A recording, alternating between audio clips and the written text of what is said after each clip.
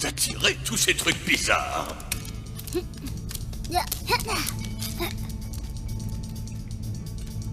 On est bien d'accord, n'est-ce pas? On libère Champollion et on file.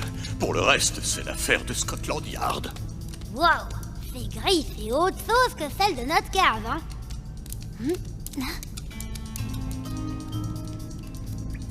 Dépêchez-vous, professeur. Le temps presse. Il me faut plus de temps. Ce n'est pas si simple. Les Templiers ont protégé le trésor avec des énigmes et une malédiction. Mais j'y suis presque.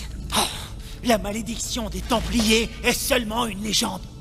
Je reconnaîtrais cette vieille bobine entre mille. C'est Bartok. Oui, c'est celui qui a essayé de voler le livre des Chevaliers Templiers lors de notre dernière enquête.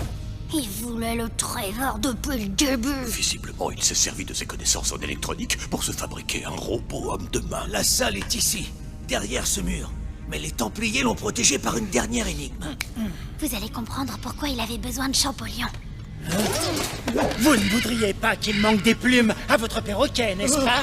Oh, pour forcer le professeur à coopérer. Pas cool. Attendez, je suis prêt. Alors allez-y, vous avez 3 minutes.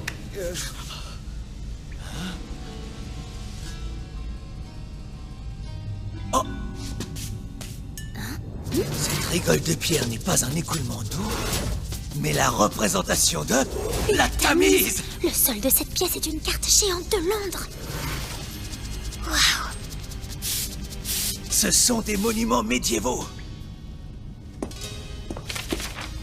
Attendez, il faut enfoncer 3 dalles l'une après l'autre. Celles qui correspondent à des monuments appartenant aux Templiers au XIIe siècle. Il y a l'église Saint-Clément d'Ains, l'église du Temple et le château Bénard.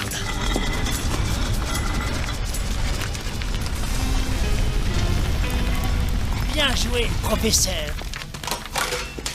Après vous. Robot, reste ici. Il faut intervenir sans attendre. Alors voici le plan. On lance toute la collection de magnettes sur le robot. Un sur chaque partie de son corps. Pieds, mollets, cuisses, bras. Allez les gars, c'est votre moment de gloire. Une fois le robot immobilisé, nous libérerons Champollion.